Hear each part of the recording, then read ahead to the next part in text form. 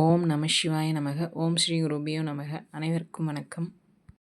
2025 விஸ்வாவசு வருடம் சித்திரை 28ஆம் தேதி மே 11 குரு ரிஷபராசியிலிருந்து மிதுன ராசிக்கு பயிற்சியாகிறார். விருச்சிக ராசி பலன்கள். விருச்சிக ராசிக்கு குரு கலஸ்திரஸ்தானமான 7ஆம் ராசியிலிருந்து அஷ்டமஸ்தானமான 8ஆம் ராசிக்கு பயிற்சியாகிறார்.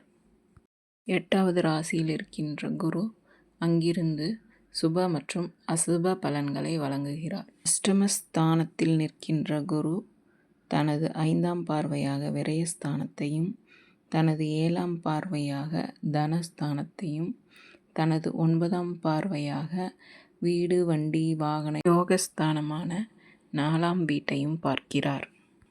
நீண்ட நாட்களாக இழுபறியாக இருந்து வந்த பணிகளை செய்து முடிப்பீர்கள். மனதளவில் இருந்து வந்த கட்டுப்பாடுகள் குறையும். பலதரப்பட்ட மக்களின் ஒத்துழைப்பு கிடைக்கும். தூரதேச பயணங்கள் தொடர்பான முயற்சிகள் சிலருக்கு கைகூடும்.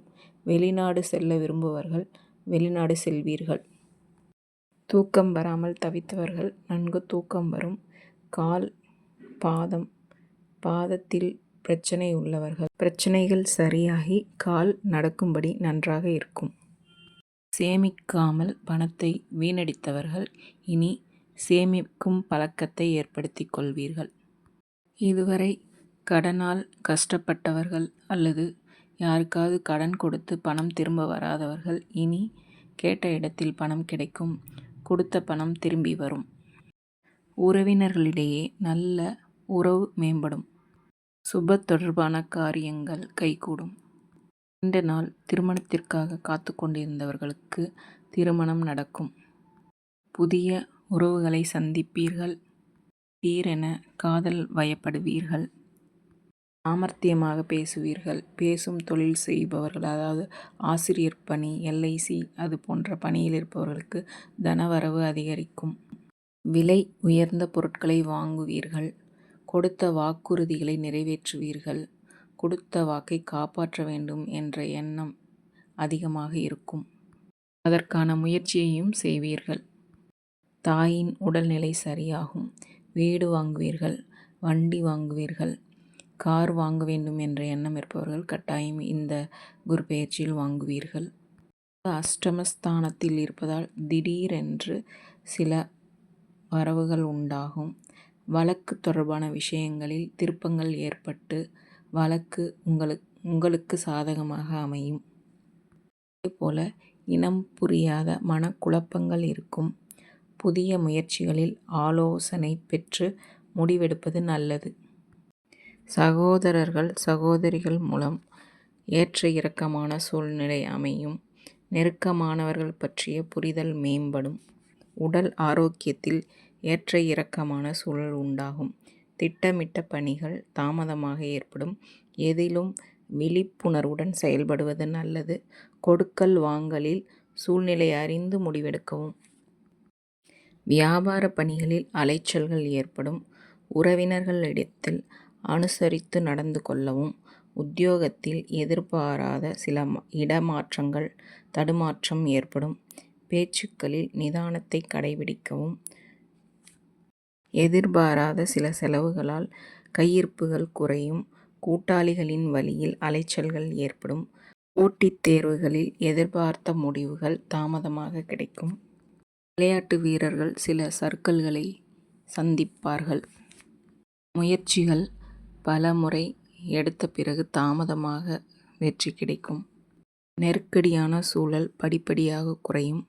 தடைப்பட்ட பணிகளை மேற்கொள்வதற்கு சாதகமான சூழல் உண்டாகும். மற்றவர்களின் தனிப்பட்ட விஷயங்களில் தலையிடுவதை தவிர்க்கவும். மனதளவில் புதுவிதமான பக்குவமும் தெளிவும் ஏற்படும். உங்கள் குடும்ப உறுப்பினர்களின் மூலம் தனவரவு கூடுதலாகும். வாழ்க்கை துணைக்கு எங்கிருந்தாவது பணம் கிடைக்கும். உங்கள் கருத்துக்களுக்கு உண்டான மதிப்பு கிடைக்கும். உடல் ஆரோக்கிய பிரச்சனைகள் கட்டுப்பாட்டுக்குள் வரும். புதிய வாகனங்கள் வாங்குவது தொடர்பான எண்ணங்கள் வரும். யோசித்து முடிவெடுக்க வேண்டும். ஆன்மீக தொடர்பான பயணங்களை மேற்கொள்வதற்கான சூழல் சாதகமாகும். பெண்கள் தன வரவுகளில் இருந்து வந்த நெருக்கடிகள் குறையும். மாணவர்கள் கல்வியில் புதிய வாய்ப்புகள் கிடைக்கும். பாடங்களில் இருந்து வந்த குழப்பங்கள் விலகும்.